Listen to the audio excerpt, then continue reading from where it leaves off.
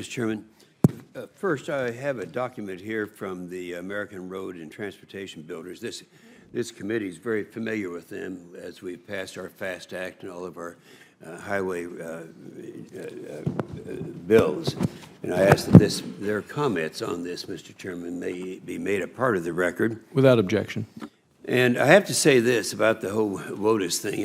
When I go back to Oklahoma when it was first proposed, the head of the Farm Bureau of the state of Oklahoma, Tom Buchanan, said, of all the problems that farmers and ranchers are facing in America right now, it really has nothing to do with anything that's in the ag bill. It's the overregulation of the EPA, and they single out the WOTUS rule as being the greatest concern. We're talking about this is nationwide. This is how significant people feel about this. And I remember also, General, that back when we were putting this thing together, I was chairman of the committee in 2009 when they established this a database called DARTR, which keeps track of the permits, and it provides the EPA with the ability to constantly look over the Corps' shoulders. I said at the time that it seems to me that the EPA employees are not trained to do jurisdictional determinations, so it doesn't make sense for them to be second-guessing the decisions the court has made. Now, isn't this a duplication of effort, in your opinion?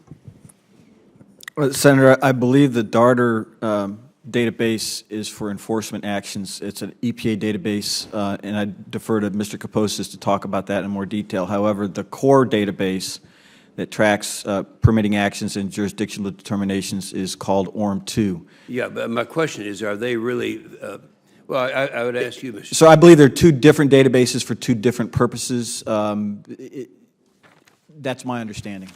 Okay, any comments, Mr. Josselyn? I'm sorry, sir? Okay, never mind. We are interested in removing barriers to building infrastructure. Do you have any recommendations, General, as to, for us, how to streamline the 404 permitting process? So the first thing I would say is that the process is much more streamlined than most people give it credit for, thanks to the general permit. There's several general permit provisions that enable that. As I indicated, about 80% of all actions are permitted within 60 days from finalizing a policy-compliant application. The trouble gets into, because the volume is so high, there was approximately 79,000 actions in 2016, that it doesn't take a small percentage to result in a large number of actions that are not processed efficiently. One of the things I think that could be done is that our partner agencies have time limits associated with their input into these actions. The Corps must coordinate with them to ensure that their responsibilities, statutory responsibilities, are addressed adequately. And sometimes on the ground, figuring out the science to address endangered species and the like takes a lot of time.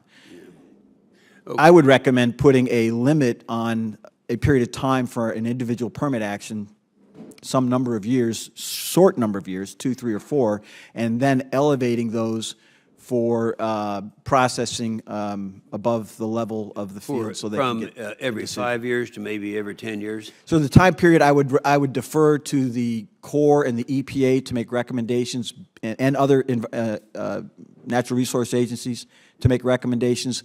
But there's actions that have gone on for over 10 years, and yeah, I know. To me that's unconscionable. One out in California. Mr. Tseytlin, there's a lot of confusion around the staying of the courts on this rule, and after hearing from the testimony about the lack of technical and scientific justification for the rule, do you think that well, when the stay came on, it didn't talk about the merits of the rule? How do you think that would hold up in court? So one, a necessary prerequisite.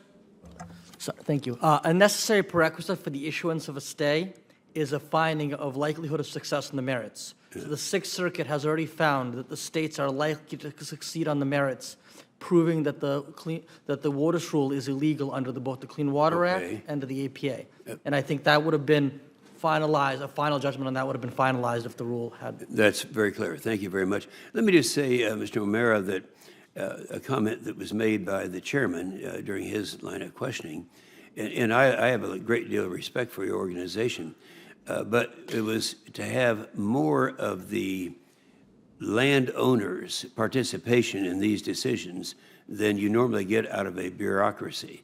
And I'd call to your attention the Fish and Wildlife Partnership Program that has been tremendously successful, and I assume that you agree with that and with that concept and what has made that successful.